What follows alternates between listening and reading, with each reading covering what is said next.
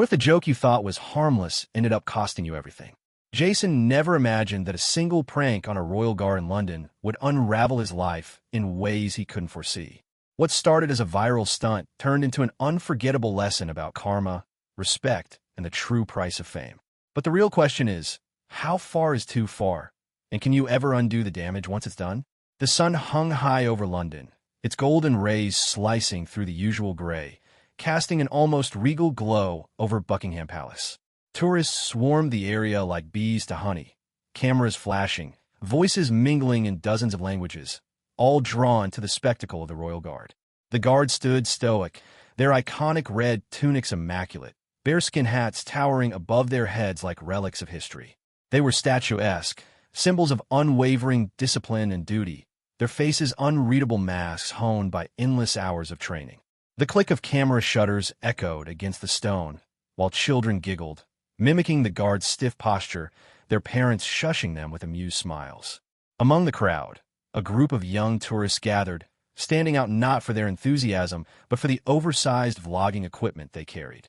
At the center of it all was Jason, a 23-year-old social media influencer known for his controversial prank videos. With a mop of style blonde hair, expensive sneakers, and a designer hoodie emblazoned with his brand's logo, Jason oozed the overconfidence of someone who had seen one too many viral moments. His camera crew, two friends equally enamored with online fame, hovered nearby, adjusting lenses and testing mics, making sure every angle was perfect. Jason sipped from a takeaway coffee cup, its lid barely clinging on as he gestured dramatically to the camera. "All right, guys, today's the day we go big," he announced, his voice filled with artificial excitement. "We're pulling the ultimate prank on one of these guards. They're supposed to be statues, right? Let's see if we can make one crack." His followers, hundreds of thousands of them, love this content. Or at least, that's what the likes and comments suggested. Jason's reputation had been built on boundary-pushing stunts, each one more outrageous than the last, designed not just to entertain, but to provoke. But lately, views were dropping. The algorithm had grown cold. He needed something massive, something controversial. His eyes darted around until they landed on one particular guard, standing motionless by the palace gate. His uniform gleamed under the sunlight, the rifle resting against his shoulder with military precision. Jason smirked. This was it. "Bro, are you sure about this?" one of his friends asked hesitantly, adjusting the focus on the camera. "This feels kinda risky." Jason waved him off. "Relax. It's just a joke. Harmless. People love this stuff. And besides," he added with a wink, "it's not like he can even move." The group laughed, but it was nervous laughter, thin and forced. Around them, the crowd thickened, more tourists arriving, clutching maps and ice cream cones, oblivious to the brewing tension. Jason took another sip of his coffee, then glanced at the cup, an idea crystallizing in his mind. "What if," he began, lowering his voice, "I throw this at him, like not hard or anything, just enough to mess with him? It'll be hilarious." His friend's eyes widened. "Dude, that's crossing a line, no?" But Jason's mind was already made up.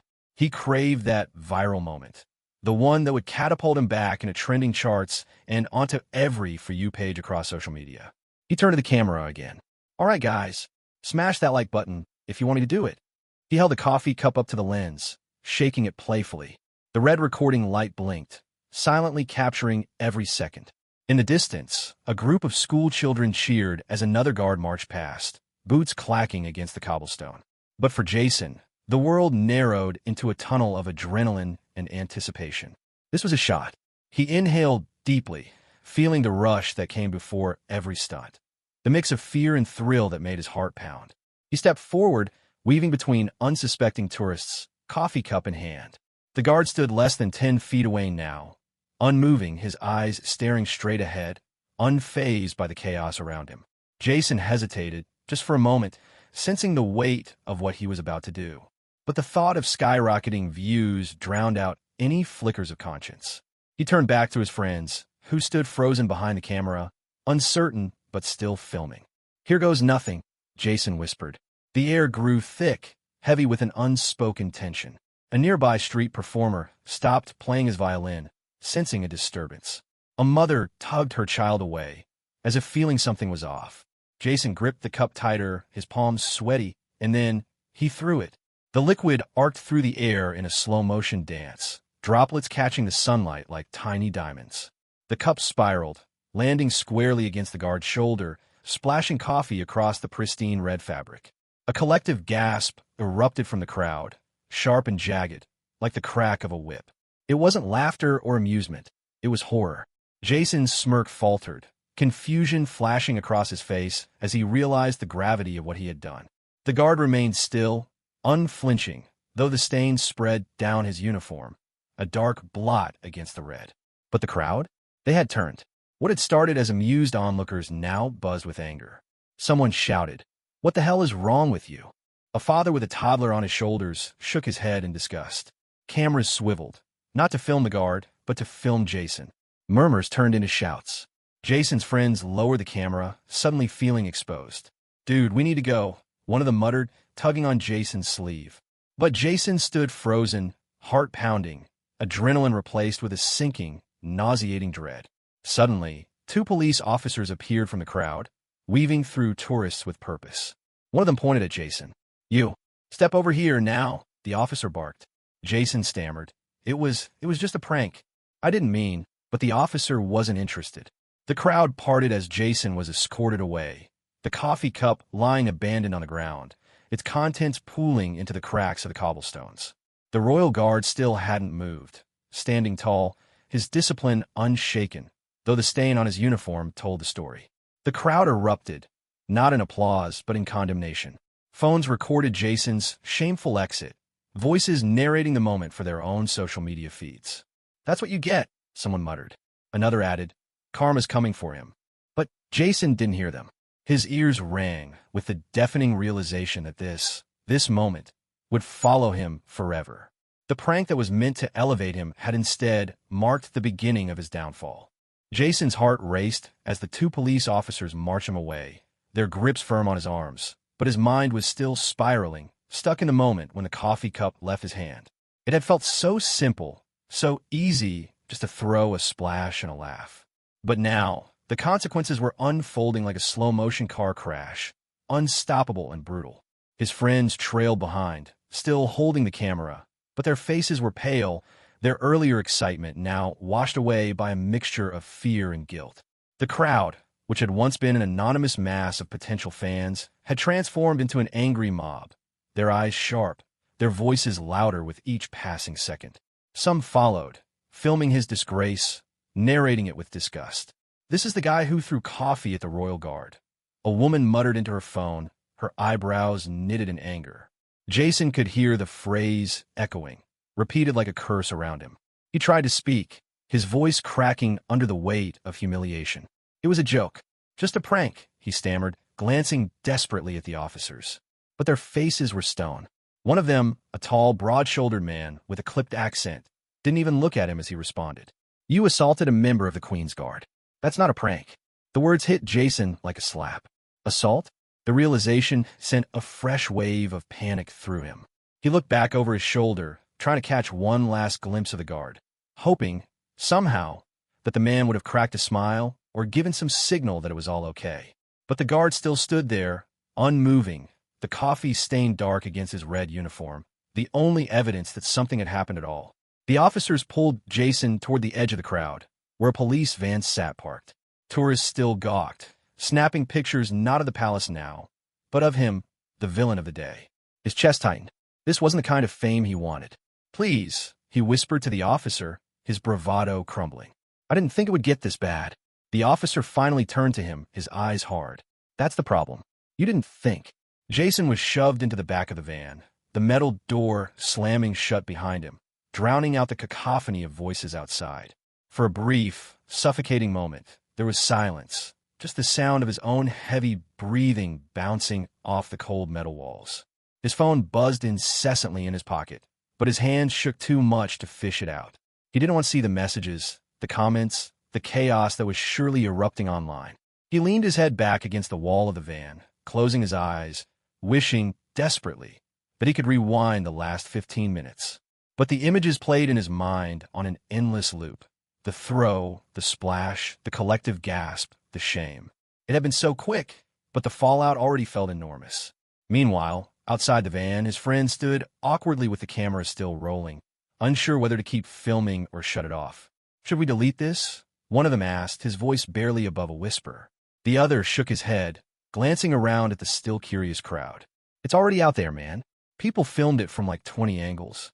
It's gonna blow up whether we post it or not." They exchanged a glance, one of fear, but also a twisted understanding. Viral was viral, right? Even if it was for the worst reasons. Back at the palace gates, the royal guard remained still, but under the stoic mask, his mind was racing. His training was absolute. Decades of history behind the practice of standing silent and still, no matter what. But the moment the coffee hit him, it had taken every ounce of his willpower not to react. He had felt the hot liquid seep into the fabric, the weight of the cup bouncing off his shoulder, the smell of cheap coffee filling his nostrils. Inside, there had been a surge of emotions. Anger, humiliation, even sadness, but none of it had shown on his face. That was the code. Still, as the crowd reacted, as the boy was hauled away, the guard's jaw clenched, his only outward sign of frustration. Back inside the police van, Jason's phone continued to vibrate. Finally, his hands steadied enough to pull it out. He unlocked it, and instantly, a flood of notifications covered the screen. Twitter mentions, Instagram tags, DMs, comments. His heart sank as he clicked on one of the posts already circulating, a shaky video taken by a tourist. The clip was only 20 seconds long, but it had already racked up thousands of views. It showed him, in all his arrogant glory, throwing the coffee, laughing, and then the immediate backlash. The comments were brutal. "What a disgusting human being. Hope he gets banned from the UK. Influencers are the worst." Jason scrolled faster, the comments blending together in a haze of hatred. His throat tightened, and for the first time, real fear settled in his chest. Not just for the legal consequences, but for what this would do to his life. The van came to a stop, jolting him out of his spiral. The doors opened, revealing the police station. The officers pulled him out, guiding him inside without a word. The air inside was sterile and cold, the fluorescent lights buzzing overhead. Jason was led to a small room with a metal table and 2 chairs. He sat down heavily, burying his face in his hands. "What have I done?" he whispered to himself. The door clicked shut behind him, leaving him alone with his spiraling thoughts. But outside that room, the world was already moving at lightning speed. The video had gone fully viral. News outlets picked it up, headlines blaring. Influencer throws coffee at royal guard in disrespectful prank. Twitter exploded with outrage. Hashtags like #RespectTheGuard and #CancelJason climbing the trending charts. Celebrities chimed in, condemning his actions. Brands he worked with began issuing statements, distancing themselves from the controversy. Jason's image was being dismantled in real time, and there was nothing he could do to stop it. Back in the room, a young officer entered, setting down some paperwork.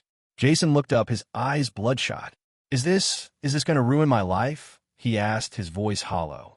The officer didn't respond right away, instead flipping through the papers. Then, finally he spoke. "That depends on you. Actions have consequences. But how you handle them, that's on you." It was a simple statement, but it hit Jason like a punch.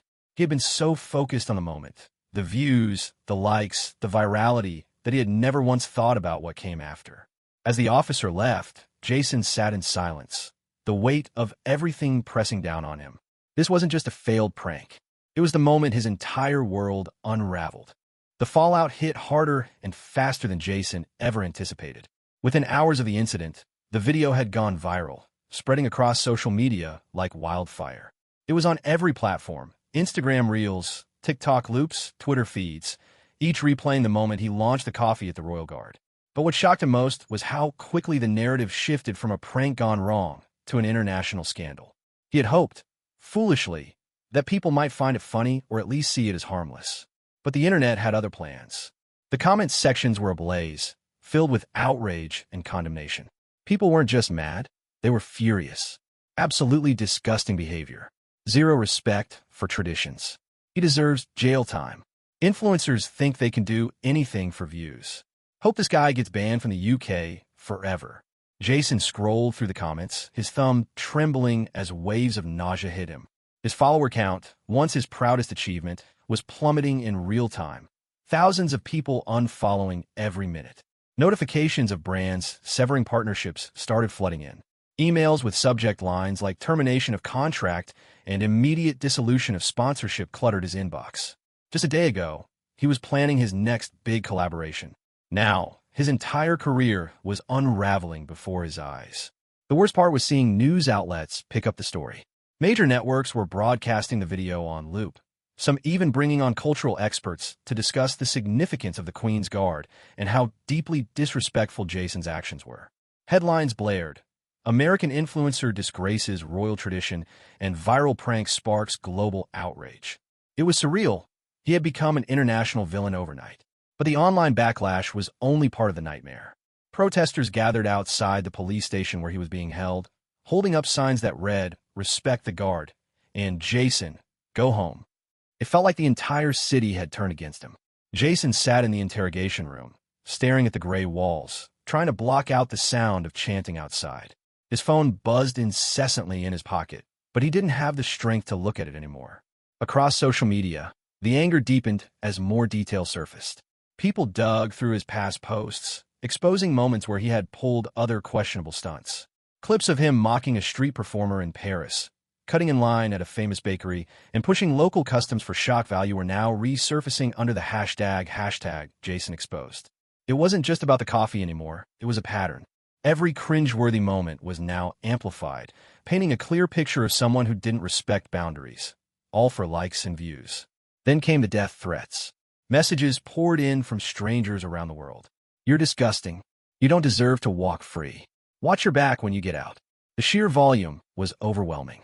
Jason's chest tightened as he scrolled through them, his mind racing with fear. It was no longer just about losing followers or brand deals. People were furious enough to wish real harm upon him. Back in his hotel room, Jason's friends sat in stunned silence. The same group that had cheered him on during the prank now scrolled through their own feeds, seeing the carnage unfold. One of them, Marcus, paced back and forth. "Dude, we should have stopped him," he muttered, running his hands through his hair. Another friend, Dylan, shook his head. "We didn't think it'd blow up like this." They all felt the weight of guilt, knowing they had encouraged Jason, laughing behind the camera as he hurled a coffee cup. But now, with the entire world watching, they realized how wrong they'd been. Some influencers and celebrities joined in the criticism. A popular British YouTuber posted a video titled, "Why Jason's Prank is a Disgrace to Content Creators," that garnered millions of views within hours. In the video, he didn't hold back. "It's people like Jason that give all of us a bad name. It's not content, it's cruelty." Another influencer tweeted, "Throwing coffee at someone who can't react? That's not a prank, that's bullying." Even Jason's former collaborators distanced themselves. One posted on Instagram, "I've worked with Jason in the past, but I do not condone his recent behavior. We should all be better." As the outrage spiraled, Jason's family back home faced their own nightmare. Reporters camped outside their house, snapping pictures, shoving microphones in their faces, asking, "What do you think about your son's actions?" His mom broke down on camera, pleading he's a good boy. "He just made a stupid mistake. Please, leave us alone." The clips circulated online, gaining sympathy for her but deepening Jason's guilt. He hadn't just ruined his career. He had dragged his family into the firestorm. The royal guard who had been the victim of the prank became a symbol of dignity in the chaos. A photo of him standing tall, coffee stains and all, went viral alongside hashtags like #StandWithTheGuard and #Unshaken. People flooded the palace gates, leaving notes and flowers in support. One letter read, "To the guard who stood tall in the face of disrespect, you are the epitome of grace." The guard's stoicism had become the ultimate act of strength, contrasting Jason's cowardly behavior. Jason's management team finally broke their silence, releasing a bland, corporate-sounding statement. "We do not condone Jason's recent actions and are terminating our professional relationship effective immediately." It only fueled the outrage, with people calling the statement too little, too late. Fans, and now former fans, wanted Jason himself to speak up, but he had gone completely silent, too consumed by fear, shame, and disbelief to make statement. That silence didn't help. Without a direct apology or explanation, the public filled in the blanks, assuming he felt no remorse. Memes flooded social media, mocking him with captions like, "When clout chasing goes wrong," and "Karma serve hotter than that coffee." It was brutal and relentless. But the final blow came when the British authorities announced they were pursuing legal action. Assault charges were filed, and Jason was informed he might face jail time and an official ban from entering the UK again. Sitting in the interrogation room, Jason's world spun out of control. His lawyer, a stiff man in a dark suit, leaned over and whispered, "This isn't going to be an easy fix. You've made yourself an international example." Jason's hands shook as he buried his face in them. All the fame, the followers, the brand deals, gone in an instant. But worse than that was the growing realization that he wasn't just hated online. People in the real world, the guard, the tourists, his family, were genuinely hurt by his actions. He had been so focused on chasing views that he hadn't stopped to think about the real human cost. Public outrage wasn't just a temporary storm. It was now a tidal wave threatening to drown every aspect of his life. Jason sat on the cold bench inside his holding cell, his head in his hands, trying to process the nightmare his life had become. The silence around him was deafening, broken only by the occasional echoing footsteps of guards patrolling the station. His mind raced with the sound of the angry chants that had followed him since the incident, now swirling inside his head like a storm. Disgrace. Shame. Deport him. The words replayed on a loop. He had thought the worst part was the public outrage online, but now, sitting here stripped of his phone, his freedom, and his carefully curated identity, the weight of the real-world consequences hit harder than anything a Twitter thread ever could. The door creaked open, and his lawyer stepped in, his expression a mix of disappointment and forced professionalism. "Jason," he began, "they're pressing charges for assault." Jason's stomach dropped. Assault? It was just coffee. It was a prank. His voice cracked with desperation, but his lawyer didn't flinch. Intent doesn't matter here. The Royal Guard is a symbol of the monarchy. Throwing anything at them, liquid, solid, doesn't matter, is considered a serious offense. You're lucky they're not pressing for harsher charges. The words echoed in Jason's mind, each syllable heavier than the last. Jail time, a criminal record, deportation.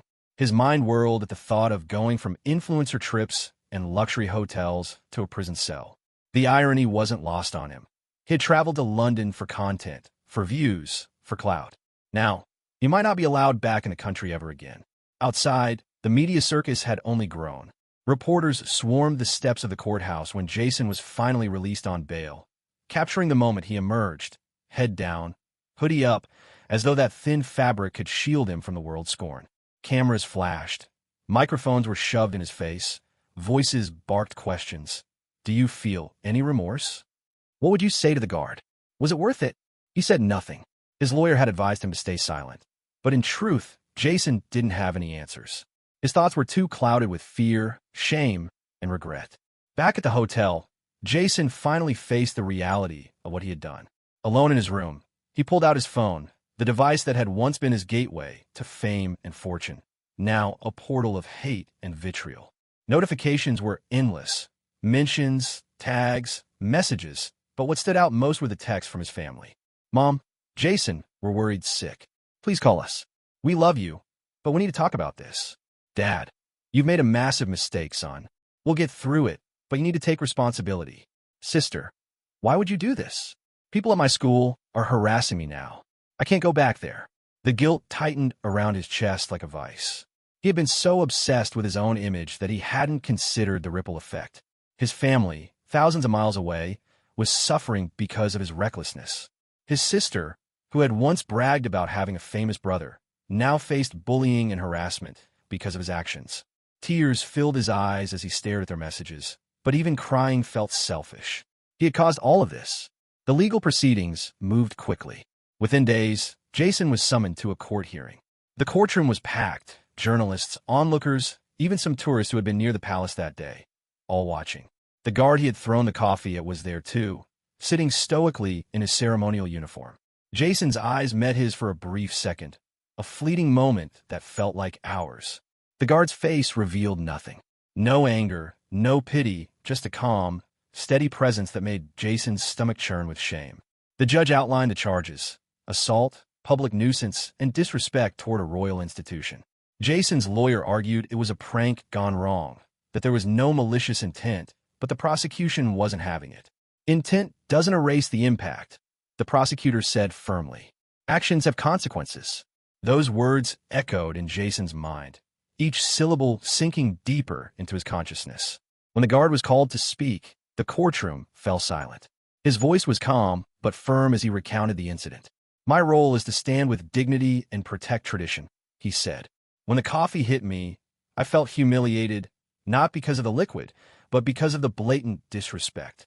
We stand there so tourists can experience a piece of history. It's not a joke."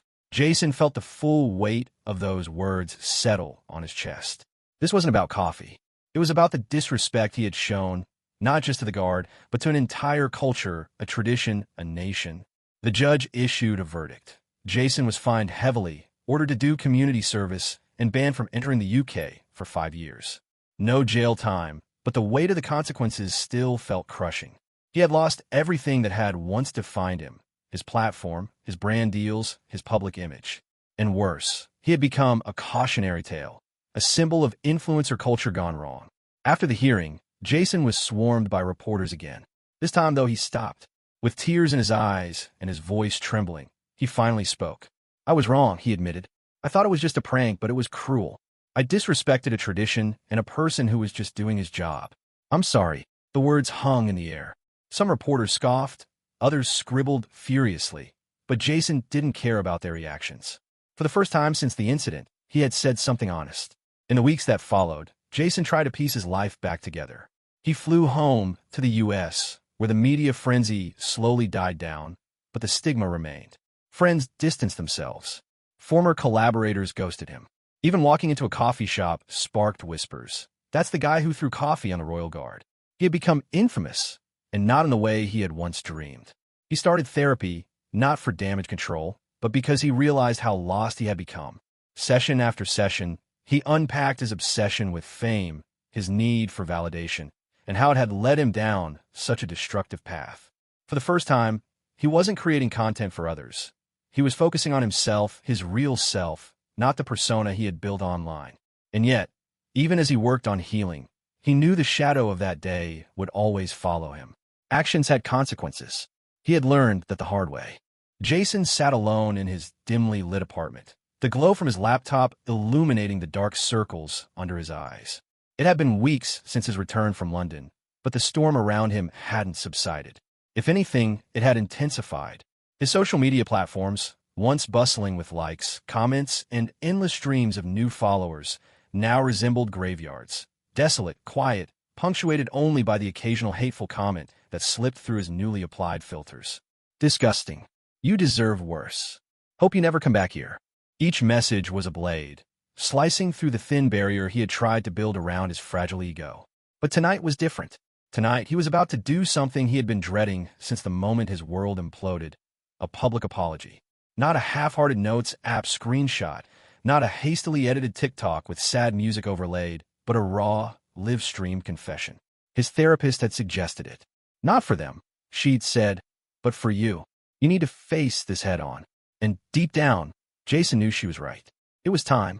He hesitated before hitting the Go Live button, staring at his reflection in the screen. His once perfectly styled hair now hung limply over his forehead, and his skin, once glowing from brand sponsorships with skincare companies, looked dull and tired. There was no hiding the toll this had taken on him. With a shaky breath, he clicked the button. The viewer count skyrocketed almost instantly. Thousands of people tuning in, waiting to see what the disgraced influencer would say. Some were there for the drama, others to witness a public breakdown, but a few, just a few, were there hoping for genuine remorse. Jason swallowed hard. "Hi," he began, his voice trembling. I don't even know where to start." He rubbed his temples, already feeling the weight of judgment from the silent viewers. "I know I messed up. I know what I did was horrible, and I'm not here to make excuses."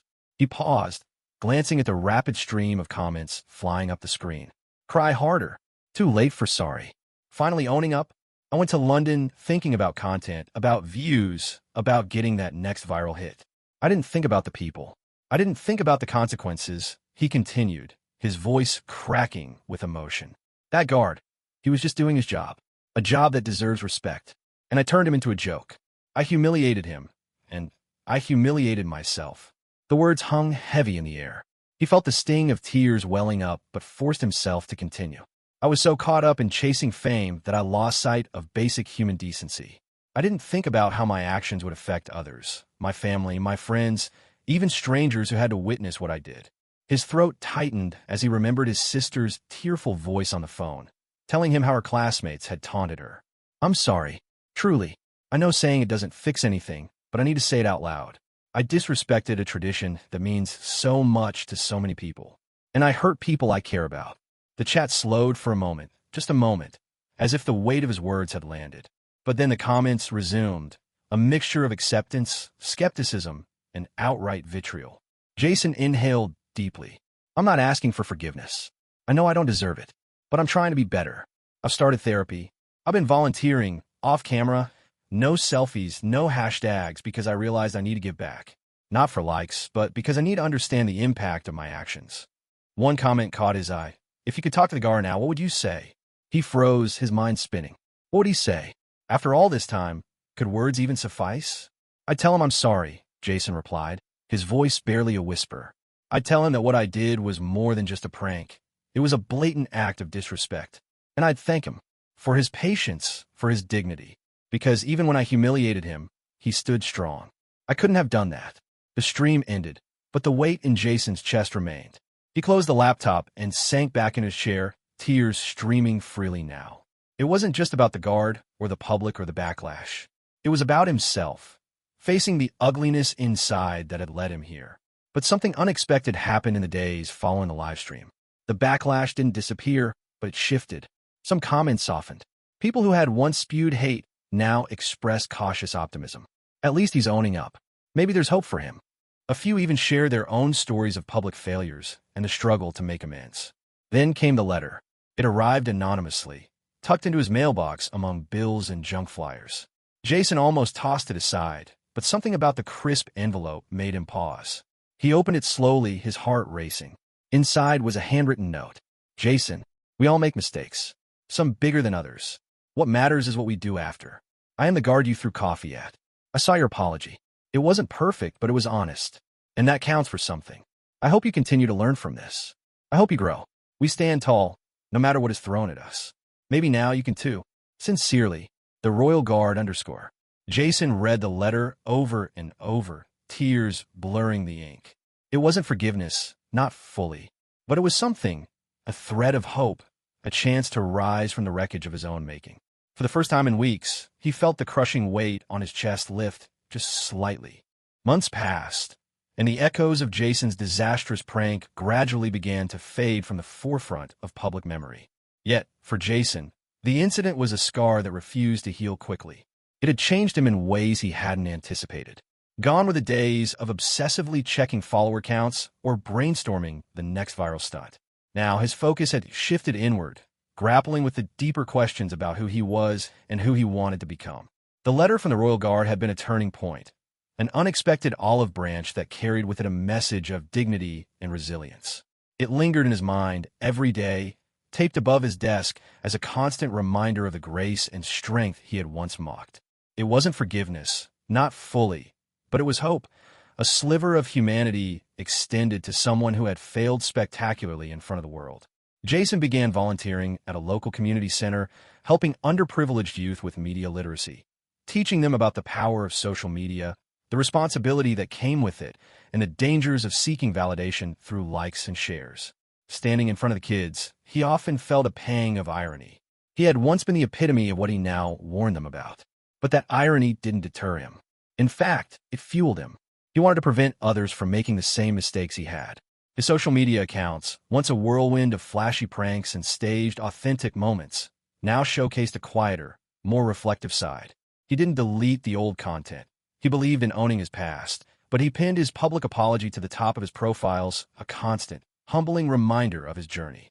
The comments still varied, some supportive, others skeptical, but the vitriol had subsided. People had moved on, but Jason hadn't. He couldn't. One afternoon, as Jason sat in a park scribbling ideas for a potential documentary on the impact of social media culture, he received an email that made his heart race. It was from a British media outlet inviting him to London for a live interview, a chance to talk about the incident, his personal growth, and the steps he'd taken since. At first, he hesitated.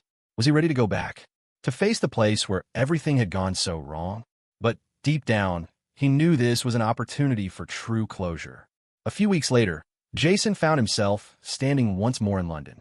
The city felt different this time, less like a playground for content and more like a living, breathing space with histories and stories far beyond his own. The interview was intense, but honest. The host didn't shy away from hard questions, and Jason didn't dodge them. He spoke openly about his arrogance, his obsession with fame, and how the prank had been a wake-up call that shattered his shallow existence. But the most profound moment came after the interview. As Jason exited the studio, a man in uniform stood waiting outside. It was the Royal Guard, out of uniform but unmistakable. Jason's heart pounded as he approached. "I didn't think I'd ever see you again," Jason stammered. The guard gave a small smile. "Neither did I, but I saw the interview. You've come a long way." Jason struggled to find the right words. I'm sorry. Truly, I can't say it enough." "I know," the guard replied, his voice calm. "And I believe you." They stood there for a moment, the weight of the past heavy between them. Finally, the guard extended his hand. Jason hesitated for only a split second before taking it. It wasn't just a handshake. It was a symbolic act of redemption, a quiet acknowledgement that while actions have consequences, growth and forgiveness are possible. As Jason boarded his flight back home, he reflected on the whirlwind journey that had brought him here, from a careless prank to a public reckoning, to this moment of hard-earned redemption. He realized that karma hadn't just punished him, it had taught him. It had stripped away the layers of superficiality and forced him to confront the person beneath, the one who had been lost in the chase for fame. The incident would always be part of his story, but it no longer defined him. It was a scar, yes, but also a mark of growth, a painful but necessary step toward becoming someone better. And as the plane lifted off the runway, Jason felt, for the first time in a long while, something he thought he had lost forever: peace. So, what do you think? Can someone truly change after making a huge mistake? Do you believe in second chances? Or is there a point where actions can't be undone? I'd love to hear your thoughts. Drop a comment below and let's talk about it. Has anything ever made you rethink your actions? Your story might just help someone else find their way. Let's keep this conversation going.